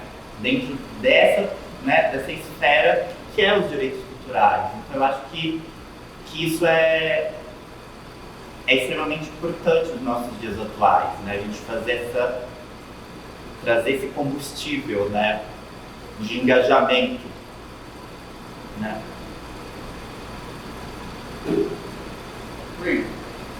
Bem, vamos falar sobre políticas. Acredito eu, quando a gente fala de política, a gente traz ali vamos dizer, a ideia do que vai ser empregado. Quando a gente se fala de modificação de governo, a gente muda políticas públicas, a gente muda o entendimento sobre determinado assunto, aquilo que a gente vai entregar, de que forma a gente vai entregar. E isso, nós temos uma certa, vamos dizer, repercussão no judiciário e no legislativo, que isso traz ao debate essas situações. Nós vemos, por exemplo, decisões do STF, muitas vezes, que deveriam ter sido tomadas pela própria legislação, pela Assembleia, pelo Congresso Nacional. Deveria ter sido regrado. O casamento gay aconteceu através do Supremo Tribunal Federal, não através de uma lei que foi criada através de debates e assim por diante. Foi necessário juridicizar uma situação para chegar no Supremo e decidir algo que a própria sociedade exigia. Então, nós temos que buscar também, dentro desses momentos, dessas situações que estão acontecendo, adequar a que está sendo mudado, acompanhar. Isso nós percebemos, se há o fomento hoje da parte cultural, há o fomento também de mudar esse entendimento. Aí eu passo para a pergunta dele, onde que o corpo está dentro do direito? Está lá no direito constitucional, o direito à expressão, o direito a estar, a manifestar. Muitas vezes utilizam de forma inadequada para fazer fake news, certo? Tudo é possível. Lembrando que nenhum direito é absoluto, certo? Eu quero manifestar, eu quero manifestar, vou sair pelado pela rua, peraí, certo? Pode até ser, depende do seu contexto. Afinal de contas, a maldade está nos olhos de quem vê, certo? Agora, será que a minha comunidade está preparada para eu ver nu? Certo? Um nu artístico? Acredito, então, que isso vem culturalmente acompanhando, evoluindo, e o direito vai aos poucos absorvendo essa cultura, essa evolução social, que é necessária também. Eu tenho muito medo, desculpe pela opinião própria, não acadêmica, do Supremo que nós estamos construindo. Tenho muito medo mesmo. Por quê? Eu tenho um grupo extremamente vaidoso e que foi criado dentro de lutas políticas, brigas políticas e de pessoas de confiança própria, pessoal. E não pessoas que refletem realmente um entendimento social, pessoas com capacidade, certo, de ter publicações que nós chamamos de notável saber jurídico. Estou dizendo que quem está no STF não tem notável saber jurídico, veja só. Mas pessoas que têm publicações de livros, que seja da área acadêmica, tenham condições de estar realmente defendendo e atendendo esse anseio social. Eu tenho medo. Estamos vivendo uma crise institucional muito séria. Muito séria. E que a sociedade está cada vez mais refletindo essa situação. Então, o direito, onde que o como está no direito, é refletindo o anseio social e as modificações sociais que nós vemos no dia a dia. Isso tem que incomodar, tem que virar pérola e não cascata. Certo? E nós estamos vendo decisões e votos que são, segundo o próprio direito que já está posto, umas aberrações. Aberrações. Então, nós temos que ver, é isso que a sociedade quer? Acredito que não. Estou muito mais preocupado pela figura que eu vou transparecer para a sociedade do que ser realmente um ministro que busca situações, que busca o que é um entendimento social, interpretação social. Eu dou o voto e você cala a boca. Não é bem assim. A responsabilidade é muito grande, é muito poder na mão de uma pessoa. Certo? E ele não sei se está com consciência para isso. Certo? Então, eu acho que respondi essa pergunta. Estou conversando mais. Difícil as portas, né? Várias portas de aberturas, mas assim, eu não vejo nesse formato. Para mim, o STF desenvolve um trabalho que é de guardião da Constituição. É simples assim. E quando a lacuna na lei permite, ele atua, porque nós também não podemos ficar sem avançar. Então, o Legislativo recua, o STF faz um papel a ser cumprido. E eu acho que isso são equilíbrios, não vejo nesse sentido. Bom, eu não vou fazer uma defesa aqui, mas as mulheres passaram muito tempo caladas. E hoje, quando eu escuto uma mulher com a potência da Carmen Lúcia falando, é algo muito importante para vocês. Então, tentem ouvir um pouco o que ela falou do encontro de gestores culturais que ocorreu no Espírito Santo. E falar que isso não é uma potência como representação nossa da sociedade, é não reconhecer de fato quem está ali na vida, né? Então, independente das pessoas, eu acredito que o STF sim faz um papel extremamente importante. E muito importante porque ninguém defendeu tanto as instituições quanto ele há anos atrás. Né? Se não fosse o STF, nós estaríamos numa situação extremamente difícil. E eles ali fizeram um enfrentamento gigantesco, porque o que nós tivemos foi um momento de constituição das instituições, era isso que se pretendia. Então, eu acho que cada um, dentro das suas possibilidades, fazem sim esse equilíbrio de forças e apontam para um momento melhor. O que eu vejo não é o corpo que habita. Eu não vejo nesse sentido. Eu vejo o que nós queremos como representação, né? Em todos os momentos. Não só o cultural, mas em todos os eixos de uma vida em si, né? Então, para mim, não tem o que é uma vida. A vida ela é constituída disso aqui. O que nós estamos aqui são emoções, são sentimentos, é isso. Talvez a gente tenha, né, eu não sei se isso é um desejo, mas esse formato de trazer complexidade a tudo, quando as coisas são extremamente simples. E entender que o simples é o maior grau de sofisticação. E aí a gente tem uma leitura mais real das coisas.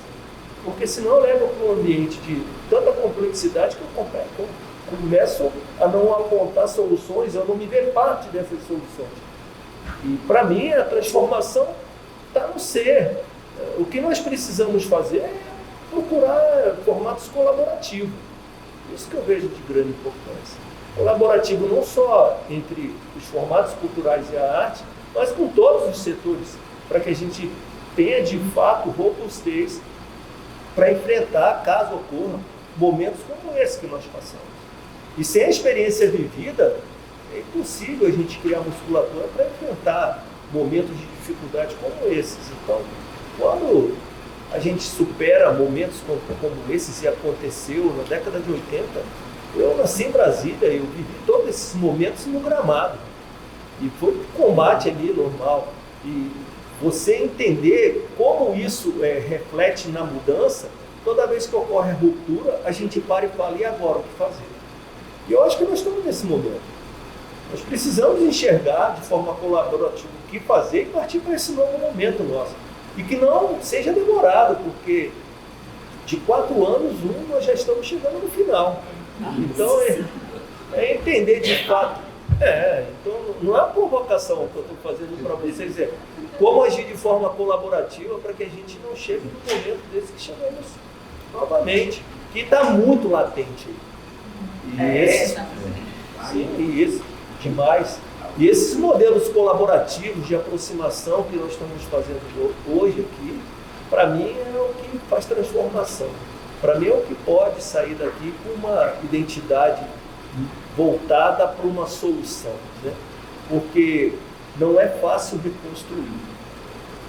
Eu cheguei como eu sou gestor, eles me afastaram do modelo de incentivo do fomento indireto. Eu fiquei algum tempo, eu acho que isso para mim foi um aprendizado gigante, fiquei no direito autoral. E nesse período eu saí um pouco do meu cotidiano, né, da minha vida ali trabalhada ali no momento do incentivo. Eu estou no incentivo desde 2009, né? Então essas mudanças de legislações que vocês acompanham, eu venho trabalhando isso aí nesses anos. Né? E quando a gente voltou, eu trabalhei um pouquinho ali na montagem da transição, e aí eu fui convidado para recompor de novo o fomento. Eu tive exatamente essa sensação que nós estamos aqui transformando hoje. O que fazer, né? Eu cheguei lá no dia 3 de janeiro, assim, era uma experiência incrível, né? Tudo travado, vocês tinham arretido quase R$1 bilhão, 6 mil projetos travados. A gente deu essas matérias, eu acho que vocês acompanharam. Hoje a gente fala um pouco do Santana. E para você fazer isso retomar, é muito complexo. Mas, assim, tem caminhos, é possível. O formato colaborativo ajuda a gente a transferir isso. Em 6 meses a gente conseguiu liberar 1,3 bilhão, liberamos mais do que os projetos que estavam presos, já analisamos mais de 3 mil propostas apresentadas. Há um fenômeno que a gente nunca viu isso, talvez pela situação que atravessamos, mas mais de 5 mil propostas foram apresentadas desde a abertura do sistema e a gente atrasou, abriu. Nós fizemos no dia 11 de abril a abertura, quando deveria ser no dia 1º de fevereiro. E o setor reagiu numa potência incrível. Então, é tão novo que, com permissão de todos, né, até as pesquisas que nós citamos aqui agora, que foram feitas no ano passado, me permitam, mas não traduzem mais a realidade. É uma visão minha, eu não estou trazendo aqui uma visão, mas para mim não traduz. Porque nós vamos ter dados para estudar essa complexidade desse ano de retomada e de reposicionamento, e principalmente processo colaborativo, que é o que eu estou te colocando, e nunca passamos por isso, nem perto, e nenhuma das políticas públicas de cultura. Porque assim, há um equilíbrio no fomento direto e indireto, hoje, por meio da Lei Paulo Gustavo, e assim também será pela Aldir. Então, nós temos aí 6 bilhões aproximadamente injetados de forma direta, desde o município representando a densidade demográfica. E o que todos os estudos apontavam é que quando eu pego a per capita, eu sou plural, eu estou sendo representativo. E quando a gente faz isso, nós estamos sendo concentradores. Analisem bem, né? A maior parte do recurso, a densidade demográfica, vai ficar na região. Qual é a região? Sudeste. E a gente demorou 10 anos fazendo teses e teses para chegar nessa conclusão. Sabe? Então, é não provocar, mas é a gente entender o que de fato são requisitos que deveremos implementar para que isso alcance o nosso desejo. Porque não é o meu desejo, é o seu também. Que isso socorra a todos. Mas todas as formas que nós produzimos hoje, elas são formas concentradoras. Primeiro pelo modelo econômico, segundo pela densidade, depois pelas pesquisas que foram feitas em recorte. E são assim mesmo, temporais, que não permitiam uma avaliação, vou colocar assim, temporal, que é completamente diversa do que nós estamos vivendo hoje. É muito difícil. Então, você hoje sinalizar o que fazer de fato para superar esse momento que nós atravessamos é muito difícil. Mas a real é que a gente tem aí algo que nunca tivemos na série histórica desse país, nunca tivemos, e precisamos fazer isso acontecer de qualquer formato. Porque assim, se não fizermos, no ano que vem já tem contenção de recursos, é natural, assim. Isso é natural. Então hoje, só para dar um recorte no que eu sou mais identificado, né, na área do fomento indireto, nós já liberamos no início 1,3 bilhões.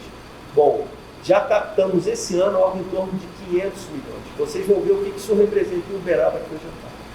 E nós estamos falando que nós temos 1,7 bi para captar até o final do ano e utilizar. Bom, é uma aventura para todos nós. É um novo que se desenha e que eu acredito muito no que eu falei para vocês. Vocês são o maior fator de transformação de uma nação, de uma sociedade. É a arte e a cultura. É isso. A arte e a cultura, ela está em todos os eixos trabalhados de uma política pública. Não tem como você isolar. E isso pode representar um novo marco do que nós entendemos como sociedade. E é isso que a gente tem que fazer de fato valer. Agora, o como fazer isso valer em tão pouco tempo eu não tenho essa resposta. Não tenho. Eu esperava escutar de você. Estou brincando aqui, estou fazendo para a gente sorrir um pouco. Muito rapidamente, eu devia ter falado isso no primeiro momento, mas eu esqueci. Não falei do meio ambiente, desculpa. Eu falo, tá? Parece que eu saí, tu citou meu nome. Perdão, desculpa. Só para dizer uma coisa, assim, para que você pudesse levar aos nossos colegas que são servidores e servidoras do Ministério da Cultura. Adorei colegas, que é isso mesmo, meu amigo. Isso. Essa palavra tem que ser falada e muito forte. Nosso agradecimento por eles terem cuidado do Ministério durante esse período que tentaram apagá-lo. Né? Então, mas não vão conseguir, nós já não falamos isso aqui. Mas a gente pode imaginar assim, quantas pessoas ali tiveram durante esse período de angústia, né, de aflição, mas cuidando do Ministério para que ele pudesse voltar. Eu poderia fazer uma metáfora com a vegetação do Cerrado. Nessa época do ano a gente vê aí tudo muito seco, as árvores muito secas, mas na primeira oportunidade de chuva você vê essa vegetação toda muito pulsante, muito viva. Eu acho que o que aconteceu com o Ministério da Cultura também foi isso. Ele estava ali nas raízes segurando a água necessária para que ele pudesse retornar. E a gente sabe que quem cuidou disso foram as servidoras e servidores que lá estão lotados. Então, muito obrigado.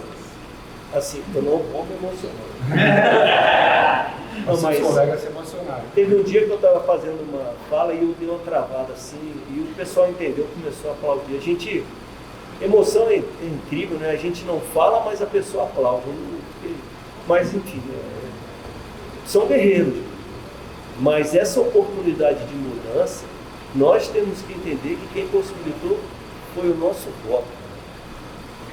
Então, tudo que se permaneceu, eu costumo falar assim, eu escolhi todas as minhas formações cinza, né? Eu tive um chefe, Martinho, que fala, porra, tu é cinza, vem da engenharia, vai para a advocacia. Eu falo, mas é assim mesmo. Mas quem me coloriu foi a cultura. E assim, é verdade, o que eu estou falando aqui não é uma brincadeira. A forma de observar os sabores, os cheiros e as cores é a cultura que traz isso. E uma vez eu com o Marcelo Dantas, vocês conhecem esses nomes, né? A gente está falando assim, parece que todo mundo aqui. Eu começando por ele, falou assim, a gente estava na Avenida Paulista, era até aquela casa Japan House, tipo aquele quarto, ele falou assim, o que muda de fato as pessoas são as artes visuais. E eu, quando escutei a primeira vez, eu falei, será que é só isso? E aquilo fica um tempo, né? Você que é da arte também vai pensar nisso. Você vai... E a gente vê que a arte visual está em tudo.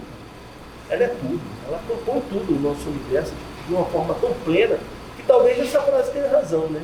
Dependendo da porta que eu abrir, é ela que transforma, é ela que pode de fato fazer. Então eu costumo hoje enxergar as coisas nesse formato, sabe? Eu tento ver sempre o que a gente pode colaborar, por isso que eu falei para ele de forma colaborativa, para que venha um momento melhor. E chegando na frase, assim, o que aquelas pessoas fizeram foi colaborar ao máximo para que eles não conseguissem o êxito, apesar de saber que isso seria impossível. Eu coloquei para vocês e afirmo, a cultura é impossível de ser morta. Isso aí ninguém vai conseguir fazer, porque está no ser. Ou mata todo mundo, ou a cultura vai ser representativa sempre e aonde ela estiver. E eu acho que foi isso que eles não acreditaram. Eles falaram, não, nós vamos conseguir. E aí, assim, virou a impossibilidade de se fazer. E aquelas pessoas que estavam lá atenderam o chamado tão rápido, que a retomada também, para a gente, foi surpresa. A primeira reprogramação que eu fiz de retomada por incentivo foi mínimo de 12 meses, para conseguir prorrogar e liberar os recursos. Nós conseguimos fazer isso por 3 meses. Mas o pessoal chegava para trabalhar 8 horas da manhã, dava lá 22 horas, tinha gente lá, falava, pessoal, bora, amanhã tem mais. Não, vamos avançar mais um pouco, todo mundo querendo fazer. Então, isso de fato, se muito obrigado. Não, é incrível, é incrível. E o grupo ficou pequenininho. Nós tínhamos 2 andares de secretaria antes era a Secretaria de Fomento e hoje a Secretaria da Economia Criativa e Fomento Cultural. Eram 2 andares. Eu acredito que um andar daquele deve ter uns 100 metros, assim, gente trabalhando, tendo muita tecnologia empregada. Eles resumiram num único andar e assim mesmo a equipe não chega a ocupar o andar inteiro, pela motivação de esfacelar. E esse grupo que ficou tem sido assim, guerreiros, né, para que recomponham para vocês.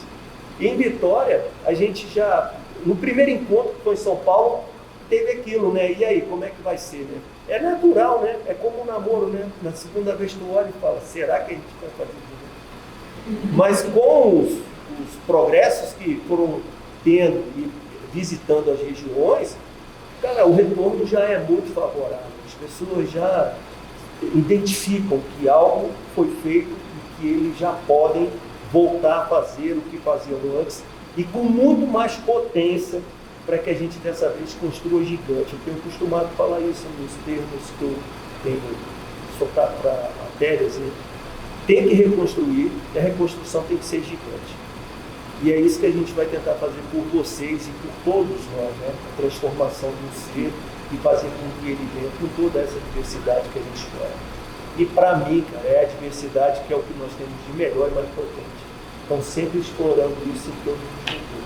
Falei demais aqui, fui no meu ego aí, já vi. Bom, a parte ambiental, ela não é requisito. Então, assim, eu posso, lá naquele campo, colocar, não se aplica ao meu projeto. Mas o que a gente percebeu é que vocês são danados. E vocês falam um pouco. No bom sentido, não vai ver que, olha só, projetos incríveis. Eu vi um projeto de festival, vocês devem conhecer, eu não sei se ele passa aqui, mas com certeza passa em Belo Horizonte. Festival Jazz Banco do Brasil. Vocês já ouviram falar desse projeto? Cara, a intervenção que esse projeto faz quando ele se realiza, junto à economia criativa, é incrível. E apesar de aprovar e trabalhar para que esse projeto se realize, eu não tinha ido. Como eu não tinha ido numa virada paulista, vocês já foram na virada da Avenida Paulista? Então você vai saber o que eu estou falando aqui, meu camarada. Quando eu cheguei nesse projeto, eu falei bem assim, cara, não tem como a pessoa escrever lá que não se aplique o impacto ambiental no projeto. Cara, a intervenção da economia criativa, as cooperativas de lixo associadas ao projeto, fazendo um trabalho gigante e aquilo não se expressa na ação cultural. E talvez esse falar pouco, que eu acho que é o que você se deparou, você talvez tenha se expressado pouco na apresentação da sua proposta, não permitiu que a área técnica tivesse olhado, se bem que foi uma área técnica estranha. Agora é outra área técnica. Bom, vamos falar assim, mas talvez se vocês se exercitarem naquele campo, o que vocês realizam tem um impacto ambiental muito potente e vocês não colocam para fora. E muitas vezes o que a gente quer é quando lê uma proposta dessa no universo cultural, é falar assim, caramba, por que isso não está nessa proposta? Eu sei que ela faz e o cara não trouxe. E é isso que eu chamo de fazer gigante. É que a gente consiga trazer para dentro de uma proposta cultural todo o impacto que ela traz. Não só para a economia, mas de transformação do ser. Esse principalmente. Tá bom? Te respondi agora, não fugi não, desculpa. Eu montei o projeto de impacto ambiental para lá e foi bem. Olha aí, ó, é isso. Eu fiquei assim, um pouco assustado. Eu entendi. Foi que eu falei, cara, eu nem passava isso na perspectiva de quem estava fazendo o projeto anteriormente. Aí a sorte é que tava... Cara, não é sorte não. Mas é isso aí. Eu falo de coisas assim, porque é como eu falei, eu me sinto um privilegiado. Vocês aqui ouviram falar alguma vez num projeto Dançando para Não Dançar? Numa comunidade. Ah, você é de dança? Você já ouviu, né? A primeira vez que eu fui fiscalizar esse projeto, o pessoal, pô, não vou fiscalizar, eu falei, não, peraí, ninguém foi olhando, daí eu vou. Cara, aquilo ali me mudou profundamente. Isso eu estou falando há uns 7 anos, 8 anos atrás. Eu cheguei, nós estávamos num tablado assim como esse, uns sentados, todo mundo dialogando e tal. E aí ela falando da potência. O projeto é numa comunidade muito carente, uma exclusão social gigante no Rio de Janeiro. E é um projeto de dança.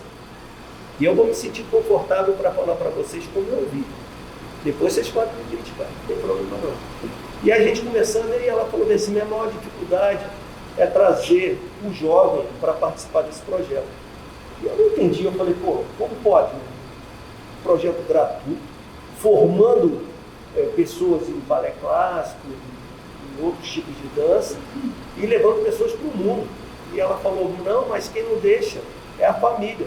Eu falei, como assim? Ela falou, muitas vezes a família não deixa o filho estar aqui com a gente para sair da exclusão, porque acha que o filho vai se transformar aqui num formato que eles entendem que não seja o ideal, ou se identificar ao reconhecer. Olha só o que a pessoa está. Olha que a família também tem de contribuição com isso. Aí ela falou, e para isso, nós incluímos algo no projeto que vocês não entenderam de início. Eu falei, mas o que foi? Assistência psicológica. Eu falei, porra, agora, o que eles fizeram? Para que as famílias deixassem os filhos participar. Eles davam assistência psicológica aos pais, para os pais entenderem. Bom, aí estamos conversando, eu já achando aquilo incrível, entra um rapaz preto, muito bonito assim. Tu via que tinha algo potente nele, né? E aí ele foi, sentou e começou a conversar com a gente, ele falou bem assim, ó, eu estou em férias. Eu saí daqui para o balé de Nova York. E minhas férias eu volto para dar aula. Eu falei, pô, aí me emocionei. Né? Eu falei, é isso que a gente faz de melhor. É isso aí, cara. Então nós temos que fazer isso cada vez mais e mais forte. Que aí não acontece nunca mais o que a gente viu acontecer. Beleza? Eu vou encerrar aqui, eu falei que me emocionar e me emocionar. Vamos, muito obrigado. Só chamar a atenção para uma coisa aqui que eu acho que tem a ver com a gente aqui. Os uberlandenses e os uberlandinos. Porra, tem isso? Eu sou uberlandino, depois eu explico. Mas, assim, são momentos da nossa história, né? São quase 30 anos que eu trabalho com produção cultural em Uberlândia. E do ponto de vista do colaborativismo, que é o que o Odeci falou aqui, são momentos. A gente teve um momento que a gente esteve juntos, teve um momento que separou de novo, ficou junto de novo. E a gente precisa de ter muita responsabilidade, e a gente precisa ter muita maturidade nesse novo momento que a gente está vivendo. O que a gente não pode é perder a oportunidade. E desde que eu milito na área de produção cultural, nós estamos vivendo num momento de melhores oportunidades das nossas vidas. Das pessoas que eu conheço aqui, que eu já interagi, eu tenho certeza disso. Eu posso conhecer da vida de cada um. Eu falo da minha vida, da vida das pessoas que estão perto de mim, trabalhando com cultura. Nós estamos numa nova oportunidade. Mas essa oportunidade ela é muito maior e ela é muito mais estratégica e ela tem um valor muito maior do que aquela oportunidade que a gente sonhava lá atrás quando a gente se reunia e a gente estava buscando argumento para captar recursos para o projeto. Porque a gente está com a oportunidade de mudar o mundo, né? Eu sempre falo isso. A gente está na oportunidade de chegar um pouquinho mais perto daquela utopia que a gente colocou para cada um de nós, que aqui nós somos um grupo de utópicos, né? Então, a gente está na oportunidade. Para mim é muito claro isso. E a gente vai precisar de muita maturidade, muito entendimento, muito autoconhecimento sobre cada um representa, sobre a nossa história e sobre os nossos pais, né? São momentos de um ou outro e momentos de um e outro que a gente viveu. A gente está vivendo um novo momento em que a gente pode implantar aquela lógica do um e outro e se apoiar e um suportar o outro. Então, Uberlândia está preparada, Uberlândia está madura. Isso aqui é uma terra de empreendedores, é terra de gente de negócio, é terra de gente visionária. Nós temos muita gente visionária aqui nessa cidade. Gente que enxerga coisas na frente que os outros ainda não enxergaram.